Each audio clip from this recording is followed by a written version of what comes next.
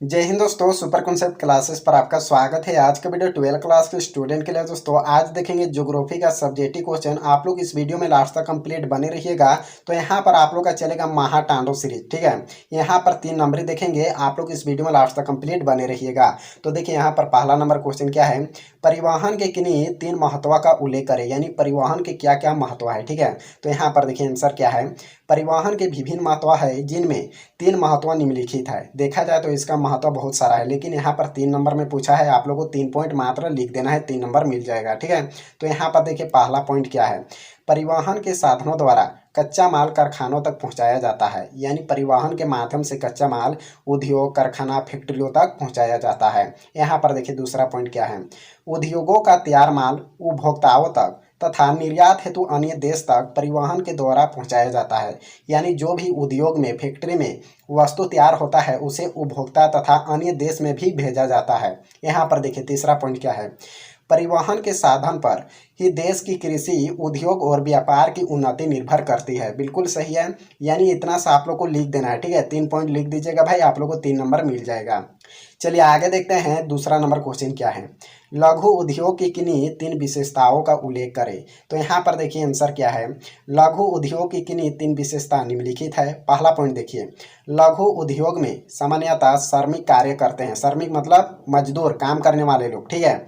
यहाँ पर देखिए दूसरा पॉइंट क्या है, लघु उद्योगों में उत्पादन मशीनों के द्वारा होता है। बिल्कुल सही है, यानी लघु उद्योग में मशीनों के द्वारा भी उत्पाद किया जाता है।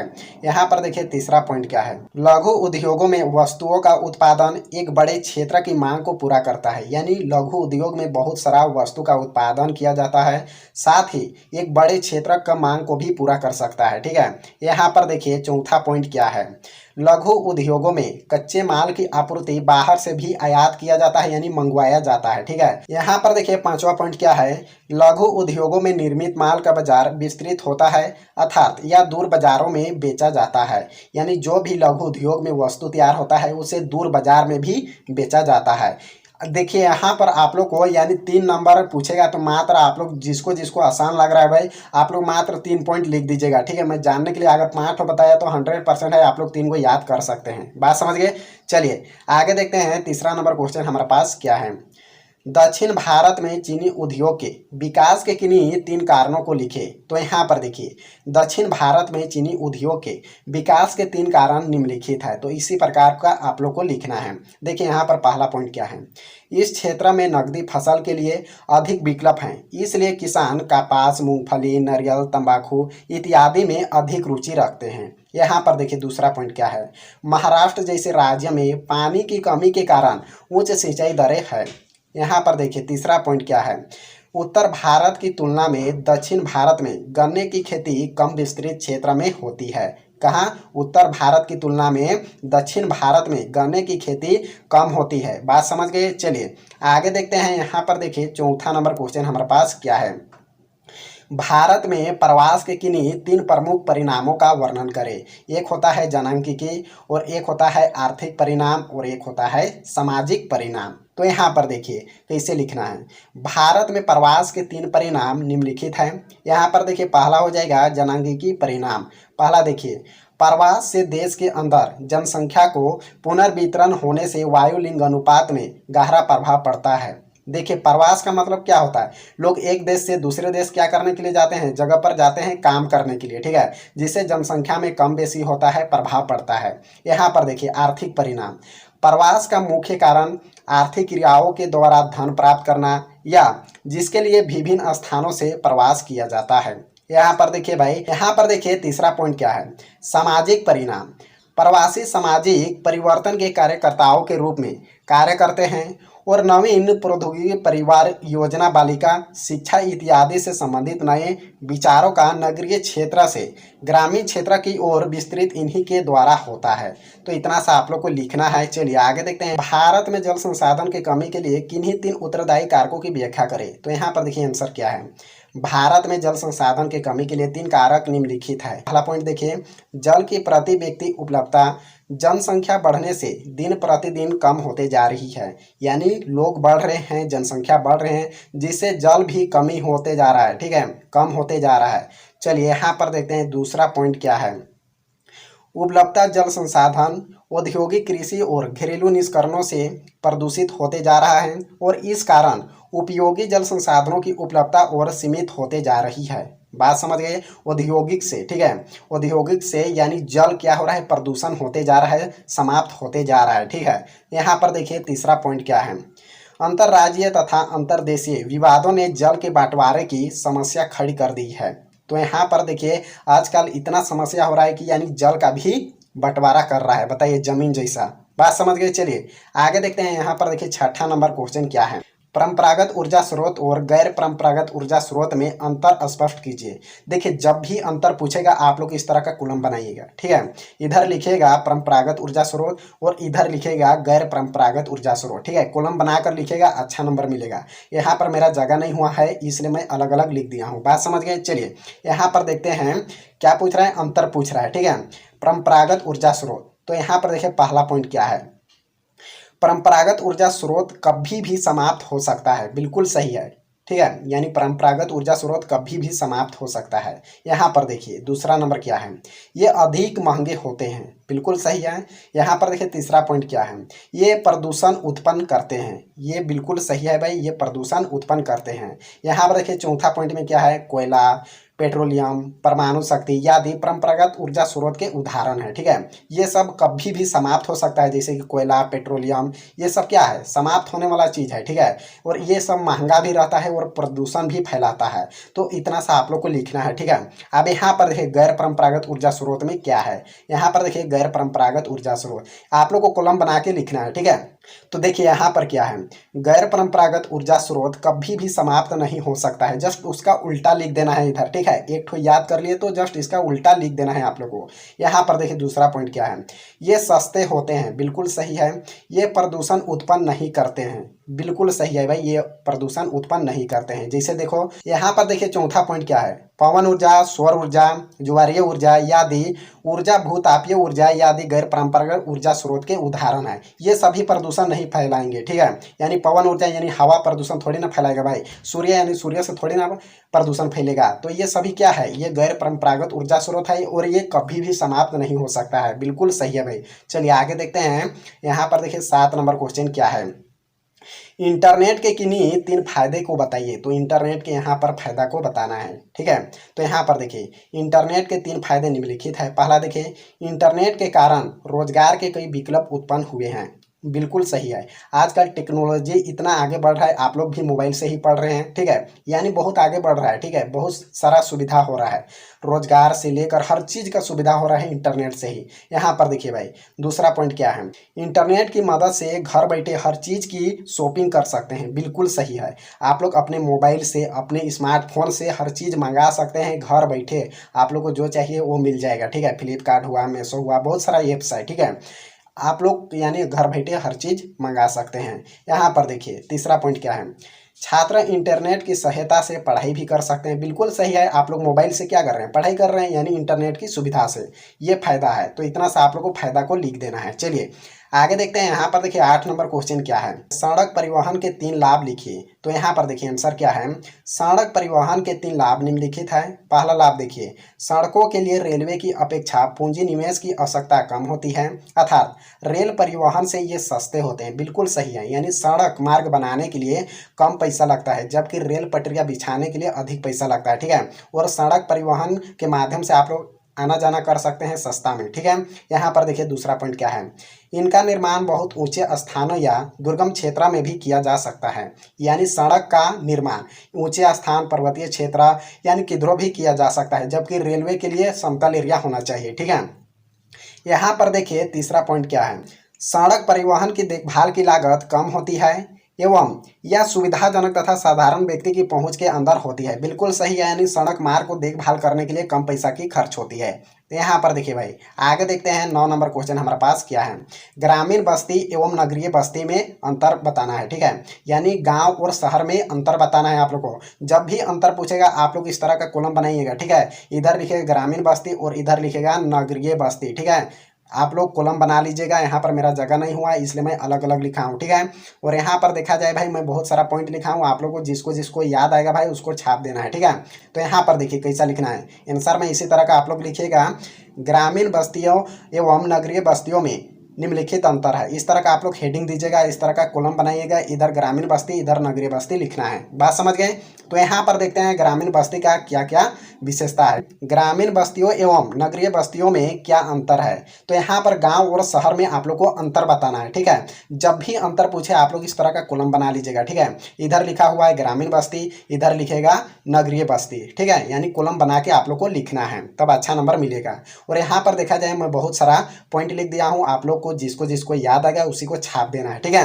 तो यहाँ पर देखिए ग्रामीण बस्ती का देखते हैं, ठीक है। यहाँ पर जगह नहीं हुआ इसलिए मैं अलग अलग लिखा हूँ। तो देखिए यहाँ पर पहला पॉइंट क्या है, यहाँ लोग मुख्यतः कृषि तथा पशुपालन पर निर्भर करते हैं, यानी बिल्कुल सही है। जो ग्राम के लोग होते हैं, गांव के लोग होते हैं, कृषि पशुपालन पर निर्भर करते हैं, ठीक है। दूसरा पॉइंट देखिए, इन लोगों की क्रियाएं ग्राम से बाहर तक फैली होती है, ये भी बिल्कुल सही है। देखिए तीसरा पॉइंट देखिए क्या है, इन बस्तियों का आकार छोटा होता है, बिल्कुल सही है। जो गांव घर होता है, ग्रामीण बस्ती होता है, छोटा रहता है, ठीक है। आगे देखिए चौथा पॉइंट क्या है, आधुनिक सुविधाएं कम होती है, ये भी सही है। पांचवा पॉइंट देखिए, जनसंख्या घनत्व कम होता है, यानी जनसंख्या ग्राम में गांव में बहुत कम रहता है, ठीक है। यहाँ पर देखिए छठा पॉइंट क्या है, ग्रामीण बस्तियों में मकान बिखरे हुए होते हैं, यानी गांव घर में ग्रामीण में यानी मकान इधर उधर बिखरे हुए रहते हैं, ठीक है। यहाँ पर देखिए सातवां पॉइंट क्या है, ये प्रदेश कृषि प्रधान होते हैं, बिल्कुल सही है। जो गांव के लोग होते हैं, ग्रामीण क्षेत्र के होते हैं, खेती बाड़ी से जुड़े रहते हैं, ठीक है। यहाँ पर देखिए आठवां पॉइंट क्या है, वायु प्रदूषण की समस्या नहीं है, यानी ग्रामीण में, ठीक है, गांव में वायु प्रदूषण नहीं होते क्योंकि पेड़ पौधा बहुत सारा रहता है, ठीक है। अब यहाँ पर देखिए भाई नगरीय बस्ती में क्या अंतर है, ठीक है। देखते हैं यहाँ पर देखिए पहला पॉइंट क्या है, यहाँ के लोगों का व्यवसाय निर्माण उद्योग व्यापार तथा प्रशासन होता है, ठीक है, बिल्कुल सही है। यानी जो शहर के लोग होते हैं व्यापार उद्योग से जुड़े रहते हैं, ठीक है। यहाँ पर देखिए दूसरा पॉइंट क्या है, यहाँ मानवीय क्रियाएं निर्मित क्षेत्र में सीमित होती है, मानवीय क्रियाएं मतलब काम निर्मित क्षेत्र में ही सीमित केवल रहता है। यहाँ पर देखिए तीसरा पॉइंट क्या है, इन बस्तियों का आकार बड़ा होता है, ये बिल्कुल सही है। जो शहर होता है बहुत बड़ा रहता है, ठीक है, और ग्रामीण क्या होता है, छोटा रहता है। जस्ट इसका उल्टा आप लोग को छापते जाना है। यहाँ पर देखिए चौथा पॉइंट क्या है, नगरों में परिवहन चिकित्सा शिक्षा आदि सेवाओं की अधिक सुविधा प्राप्त होती है, बिल्कुल सही है। यानी जो नगर में जो शहर में होता है चिकित्सा यानी अस्पताल वगैरह शिक्षा वगैरह ये क्या रहता है, अधिक सुविधा रहती है, ठीक है। यहाँ पर देखिए पांचवा पॉइंट क्या है, जनसंख्या घनत्व अधिक होता है, बिल्कुल सही है। जो शहर में होता है लोग अधिक रहते हैं, ठीक है। छठा पॉइंट क्या है, नगरीय बस्तियों में संक्षिप्त निवास स्थल होता है, बिल्कुल सही है। जो शहर को आप लोग देखे होंगे और गए भी होंगे, ठीक है, वहाँ का जो घर रहता है, ठीक है, वो पूरा एकदम सटल सटल रहता है। एक वो जमीन इतना बड़ा आपका है तो यहाँ पर दूसरा कोई लेगा और यहाँ पर सटा के बना देगा, ठीक है। तो ऐसा है, बात समझ गए। चलिए भाई यहाँ पर देखते हैं सातवां पॉइंट क्या है, ये प्रदेश उद्योग प्रधान होते हैं, बिल्कुल सही है। जो नगरीय क्षेत्र होता है शहरीय क्षेत्र होता है यहाँ पर उद्योग अधिकतर देखा जाता है, ठीक है, उद्योग वगैरह सबसे अधिक रहता है।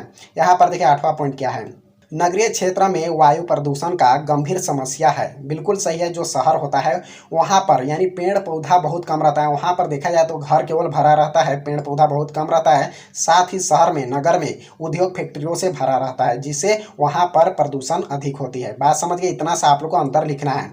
यहाँ पर कम से कम आप लोग 5 पॉइंट लिखेगा, ठीक है। जो जो आप लोग को आसान लग रहा है उसी को आप लोग को यहाँ पर छापना है। चलिए भाई आगे देखते हैं 10 नंबर क्वेश्चन क्या है, धात्विक एवं अधात्विक खनिजों में अंतर स्पष्ट करें। यहाँ पर भी आप लोग को अंतर बताना है, यानी धात्विक खनिज किसे कहते हैं अधात्विक खनिज किसे कहते हैं। तो अभी आप लोग को बताया ग्रामीण और नगरीय, उसी तरह का यहाँ पर भी आप लोग को कॉलम बना लेना है इस प्रकार का, ठीक है। इधर लिखेगा धात्विक खनिज, इधर लिखेगा अधात्विक खनिज, ठीक है, बात समझ गए। चलिए भाई आगे देखते हैं, यहाँ पर देखिए धात्विक खनिज क्या है, ठीक है। तो यहाँ पर देखिए धात्विक खनिज ऐसे खनिज पदार्थ है जिनको गलाने से विभिन्न धातुओं की प्राप्ति होती है, ठीक है। यानी धात्विक खनिज को गलाने से अलग अलग धातु की प्राप्ति होती है। यहाँ पर देखिए दूसरा पॉइंट क्या है, लोहा तांबा बॉक्साइट धात्विक खनिज है, ये लोहा तांबा बॉक्साइट क्या है, धात्विक खनिज का उदाहरण है। ये सबको आप लोगों को लिखना होगा। यहाँ पर देखिए तीसरा पॉइंट क्या है, ये खनिज प्राय अग्नीय चट्टानों में पाए जाते हैं। कहाँ, अग्नीय चट्टान में पाए जाते हैं धात्विक खनिज। यहाँ पर देखिए चौथा पॉइंट क्या है, इन्हें दोबारा पिघला कर भी प्रयोग किया जा सकता है। बिल्कुल सही है, जो धात्विक खनिज है यहाँ पर दोबारा पिघला कर भी लोहा प्राप्त किया जा सकता है, धातु प्राप्त किया जा सकता है। चलिए भाई आगे देखते हैं। यहाँ पर देखिए अधात्विक खनिज क्या है, ठीक है। यहाँ पर जस्ट इसका उल्टा छाप देना है आप लोग को। यहाँ पर देखिए पहला पॉइंट क्या है, अधात्विक खनिज को गलाने से किसी भी धातु की प्राप्ति नहीं होती है, और वहाँ पर क्या होता है, होती है कह रहा है। जस्ट उसका उल्टा छाप देना है, ठीक है। उधर होता है तो इधर नहीं होता है, ठीक है। तो यहाँ पर देखिए दूसरा पॉइंट क्या है, कोयला, नमक, संगमरमर, पोटास और धात्विक खनिज के ये उदाहरण है, ठीक है। इसको भी आप लोग लिखिएगा। यहाँ पर देखिए तीसरा पॉइंट क्या है, ये खनिज प्राय तलचटी चट्टानों में पाए जाते हैं। यहाँ पर देखिए चौथा पॉइंट क्या है, इन्हें पिघलाकर प्रयोग नहीं किया जा सकता है, यानी अधात्विक खनिज को पिघलाया नहीं जाता है, यहाँ पर पिघलाकर प्रयोग नहीं किया जाता है, ठीक है। तो आप लोग यहाँ पर इसको छाप दीजिएगा भाई, पूरा आप लोग को फुल नंबर मिलेगा। यहाँ पर देखिए 11 नंबर क्वेश्चन क्या है, भारत में सड़क मार्ग रेल मार्ग की अपेक्षा अधिक सुविधाजनक क्यों है। तो यहाँ पर क्वेश्चन कह रहा है यानी रेल मार्ग से अच्छा सड़क मार्ग अच्छा क्यों है कह रहा है, ठीक है। तो आंसर देखिए क्या है, सड़क मार्ग एक निश्चित स्थान तक परिवहन को सुनिश्चित करता है, जबकि रेल मार्ग से सिर्फ रेलवे स्टेशन तक का ही परिवहन संभव है। सड़क मार्ग एक लचीला माध्यम है, सड़क मार्ग के साधनों को कहीं भी रोका जा सकता है या दूसरे मार्ग पर चलाया जा सकता है, लेकिन रेलवे को सिर्फ रेलवे स्टेशन पर ही रोका जा सकता है। बिल्कुल सही है। देखिए सड़क के माध्यम से आप लोग अपने घर तक भी पहुंच सकते हैं, अपने वस्तुओं को, अपने सामान को भाई आप लोग अपने घरों तक भी पहुंचा सकते हैं, यात्रा कर सकते हैं, जबकि रेलवे के माध्यम से आप लोग केवल रेलवे स्टेशन पर ही रोक सकते हैं, रुक सकते हैं। बात समझ गए।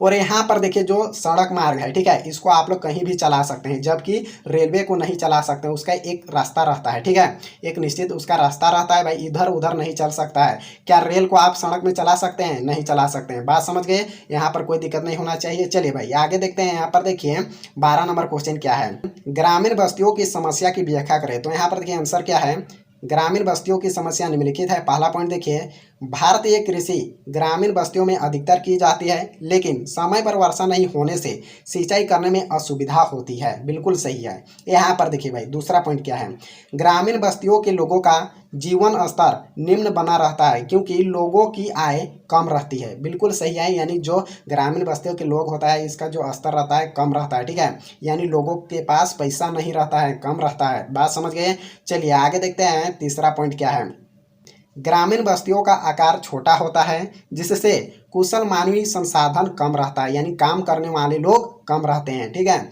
यहाँ पर देखिए चौथा पॉइंट क्या है, ग्रामीण बस्तियों में आधुनिक सुविधाएं कम रहती है, यानी मशीन वगैरह नहीं रहता है, कम रहता है, ठीक है। यहाँ पर देखिए पांचवा पॉइंट क्या है, ग्रामीण बस्तियों में शिक्षा का स्तर निम्न रहता है। बिल्कुल सही है, जो गाँव घर रहता है वहाँ पर शिक्षा की कमी रहती है, ठीक है।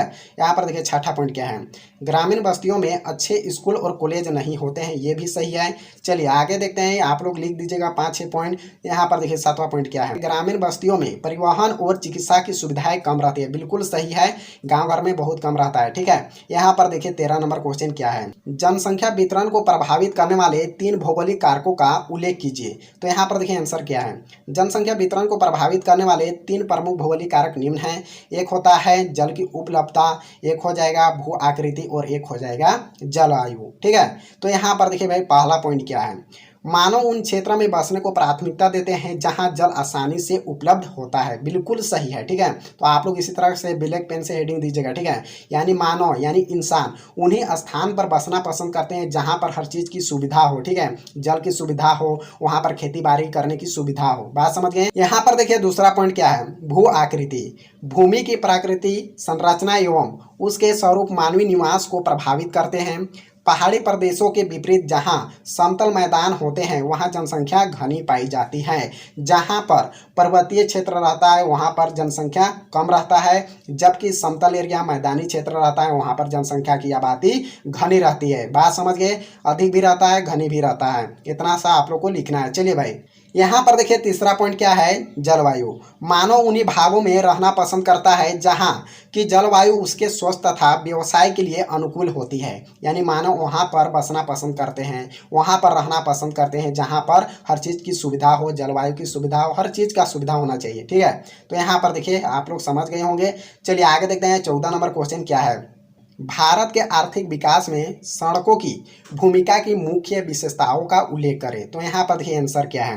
भारत के आर्थिक विकास में सड़कों की महत्वपूर्ण भूमिका रहती है, क्योंकि सड़क परिवहन द्वारा बस, ट्रक, लॉरी, ई रिक्शा इत्यादि द्वारा बहुत से लोग एक स्थान से दूसरे स्थान की यात्रा करते हैं। साथ ही सड़क परिवहन के द्वारा वस्तुओं को एक स्थान से दूसरे स्थान तक पहुंचाया जाता है। वास्तव में सड़क परिवहन की महत्वपूर्ण भूमिका होती है, क्योंकि इस परिवहन के द्वारा आर्थिक विकास तेजी के साथ होता है। तो यहाँ पर देखिए यानी भारत में सड़क परिवहन की क्या क्या भूमिका है। ठीक है, यानी सड़कों के माध्यम से लोग एक स्थान से दूसरे स्थान पर भी जाते हैं, वस्तुओं को भी एक स्थान से दूसरे स्थान पर भी ले जाते हैं। साथ ही एक दूसरे देश से आयात निर्यात होता है वस्तु का, जिससे देश क्या होता है, आगे बढ़ता है, तेजी से आगे बढ़ता है। बात समझ गए, इतना सा आप लोग को लिखना है। चलिए भाई आगे देखते हैं। यहाँ पर देखिए 15 नंबर क्वेश्चन क्या है। भारत में जनसंख्या के असमान वितरण के कारक की विवेचना करें, अथवा भारत में जनसंख्या के वितरण को प्रभावित करने वाले कुछ कारकों की व्याख्या करें, अथवा भारत में जनसंख्या वितरण बहुत असमान है, व्याख्या करें। ये तीनों में से आप लोग का कुछ है क्वेश्चन पूछे, आप लोग को बस इसी आंसर को छाप देना है। तो यहाँ पर देखिए मैं लिख दिया हूँ, भारत में जनसंख्या वितरण को प्रभावित करने वाले कारक, ठीक है, निम्न है। यहाँ पर देखिए एक होता है भौतिक कारक हो जाएगा। ठीक है, तो यहाँ पर देखिए भौतिक कारक में क्या है। इन कारकों में ऊंचाई, लक्षण, जलवायु इत्यादि सम्मिलित हैं। धरातल की बनावट जनसंख्या के वितरण को प्रभावित करती है। मैदानी क्षेत्र में जनसंख्या संकेंद्र अधिक होता है, जबकि पर्वतीय क्षेत्र तथा पठारी क्षेत्र में कम रहता है। बात समझ गए। जहाँ पर देखिए यहाँ पर धरातल के बनावट के अनुसार भी जनसंख्या बसते हैं। जहाँ पर समतल एरिया रहता है, मैदानी एरिया रहता है, वहाँ पर जनसंख्या अधिक बसते हैं, जबकि पर्वतीय पठारी क्षेत्र होता है, यहाँ पर जनसंख्या कम रहते हैं। तो इतना सा आप लोग को लिखना है। ठीक है, तो यहाँ पर देखिए भाई इसी का है। ठीक है, सुखद जलवायु वाले क्षेत्र में अधिक जनसंख्या पाई जाती है, जबकि विषम तथा अति विषम जलवायु क्षेत्र में जनसंख्या बहुत कम पाई जाती है, जैसे थार का मरुस्थल तथा अरुणाचल के अति शीत वाले प्रदेश। यहाँ पर देखा जाए भाई यानी सूखा वाला क्षेत्र में भी अधिक जनसंख्या पाया जाता है, जबकि सबसे अधिक वर्षा होता है वहाँ पर भी लोग कम रहते हैं। ठीक है, यहाँ पर भी डिफरेंट है। तो इतना सा आप लोग को लिखना है। चलिए यहाँ पर देखते हैं दूसरा पॉइंट क्या है, सामाजिक आर्थिक कारक। तो यहाँ पर देखिए इन कारकों में प्रौद्योगिक ज्ञान प्रमुख है। जिन प्रदेशों में आर्थिक विकास हुआ है वहाँ जनसंख्या अधिक संकेंद्र हुआ है। भारत में छोटा नागपुर के पठार औद्योगिक विकास के कारण अधिक जनसंख्या पाई जाती है। यानी जो भी देश विकास हुआ है वहाँ पर भी लोग अधिक पाया जाता है, जैसे कि गांव और शहर होता है। ठीक है, गांव विकास नहीं हुआ है इसलिए वहाँ पर कम जनसंख्या पाया जाता है, जबकि शहर विकास वाला देश है। ठीक है, वहाँ पर फैक्ट्री, उद्योग, बहुत सारा कंपनी रहता है, इसलिए वो आगे बढ़ता है। बात समझ गए। यहाँ पर देखिए तीसरा पॉइंट क्या है, जननांगिक संक्रमण, प्रजनन दर, मृत्यु दर तथा प्रवास जननांगिक कारक है जो कि जनसंख्या के वितरण को प्रभावित करते हैं। भारत में उच्च प्रजनन दर और निम्न मृत्यु दर के कारण पिछले दशक 1951 से 1981 में जनसंख्या में वृद्धि हुई है। देखिए यहाँ पर जननांगिक संक्रमण का मतलब ये हुआ यानी यहाँ पर मृत्यु से भी यानी जनसंख्या में कम बेसी होता है, साथ ही प्रवास से भी होता है। ठीक है, तो इतना सा आप लोग को समझना है। चलिए यहाँ पर देखते हैं 16 नंबर क्वेश्चन क्या है, बृहद उद्योग एवं लघु पैमाने उद्योग में अंतर स्पष्ट करें। ठीक है, बृहद यानी बड़का, लघु यानी छोटका उद्योग में अंतर आप लोग को बताना है। तो अंतर आप लोग को जब भी पूछेगा भाई आप लोग इस तरह का कॉलम बना लीजिएगा। ठीक है, तो यहाँ पर देखिए हम लिख दिए हैं यहाँ पर बहुत ही आसान आसान शब्दों में। ठीक है, लघु उद्योग तथा बृहद उद्योग में अंतर। तो यहाँ पर देखिए लघु उद्योग क्या है। ठीक है, ये छोटे पैमाने पर होता है, यानी लघु उद्योग छोटका होता है। दूसरा पॉइंट देखिए, इनमें ऊर्जा से चलने वाली साधारण मशीनों का प्रयोग की जाती है। यहाँ पर देखिए तीसरा पॉइंट देखिए, इन उद्योगों में कम पूंजी तथा कम श्रम की आवश्यकता होती है। यानी लघु उद्योग में कम पूंजी यानी कम पैसा और कम काम करने वाले लोग की आवश्यकता होती है। ठीक है, यहाँ पर देखिए चौथा पॉइंट क्या है, स्थानीय बाजार से उपलब्ध न होने पर कच्चा माल दूर स्थित स्थान स्थानों से प्राप्त किया जाता है। ठीक है, यानी सामने के बाजार से कच्चा माल नहीं मिलने पर दूर स्थान से भी प्राप्त किया जाता है। यहाँ पर देखिए पांचवा पॉइंट क्या है, गुणवत्ता का विशेष ध्यान नहीं रखा जाता है। यानी लघु उद्योग में जो भी वस्तु उत्पादन होता है उसका विशेष ध्यान नहीं रखा जाता है। यहाँ पर देखिए छठा पॉइंट क्या है, लघु उद्योगों का प्रबंध साधारण रहता है। बिल्कुल सही है। यहाँ पर देखिए सातवां पॉइंट क्या है, उत्पादन को बाहर के बाजार में बेचा जाता है। यानी जो भी उत्पादन होता है यहाँ पर इसको बाहर के बाजार में भी बेचा जाता है। यहाँ पर देखिए बृहद उद्योग क्या है। ठीक है, बृहद यानी बड़का उद्योग, ये बड़े पैमाने पर होता है। जस्ट उसका उल्टा लिख देना है। ठीक है, लघु में क्या था, ये छोटे पैमाने पर होता है, जस्ट इसका उल्टा आप लोग को लिखते जाना है। यहाँ पर देखिए दूसरा पॉइंट क्या है, इनमें अति आधुनिक एवं ऊर्जा से चलने वाली स्वचालित मशीनों का प्रयोग होता है। बिल्कुल सही है। यहाँ पर देखिए तीसरा पॉइंट क्या है, इन उद्योगों में अधिक पूंजी तथा अधिक श्रम की आवश्यकता होती है। कुछ कारखानों में हजारों की संख्या में श्रमिक काम करते हैं। बिल्कुल सही है। यानी यहाँ पर बड़का उद्योग में अधिक पूंजी लगता है, अधिक पैसा लगता है, अधिक काम करने वाले लोग रहते हैं। आगे देखिए चौथा पॉइंट क्या है, कच्चा माल बहुत दूर स्थित प्रदेशों से प्राप्त किया जाता है। आवश्यकता पड़ने पर कच्चा माल का आयात भी किया जाता है। ठीक है, आवश्यकता पड़ने पर कच्चा माल का आयात यानी मंगवाया भी जाता है। यहाँ पर देखिए पांचवा पॉइंट क्या है, उत्पादन के गुणवत्ता नियंत्रण पर विशेष ध्यान दिया जाता है। उत्पादन विशिष्टीकरण बड़े पैमाने के उद्योग की विशेषता है। यानी यहाँ पर बड़ा उद्योग में जो भी वस्तु उत्पादन किया जाता है इसका गुणवत्ता को भी देखा जाता है। यहाँ पर देखिए भाई छठा पॉइंट क्या है, बड़े पैमाने के उद्योग का प्रबंध बड़ा जटिल होता है। बिल्कुल सही है। यहाँ पर देखिए सातवां पॉइंट क्या है, उत्पादन को दूर स्थित बाजार में बेचा जाता है, इसका निर्यात भी किया जाता है। यानी बड़ा उद्योग में जो भी वस्तु उत्पादन होता है इसको स्थिर बाजार में भी बेचा जाता है, साथ ही दूसरे स्थान पर भी भेजा जाता है। ठीक है, और आप लोग को 5 नंबर वाला महातांडव सीरीज चाहिए तो आप लोग एक बार कमेंट कर देना। ठीक है, तो ये वीडियो को ज़्यादा से ज़्यादा अपने दोस्तों के पास शेयर करें और चैनल पर नया है तो चैनल को भी सब्सक्राइब कर लीजिए। तो अगले वीडियो मिलते हैं। जय हिंद, जय भारत।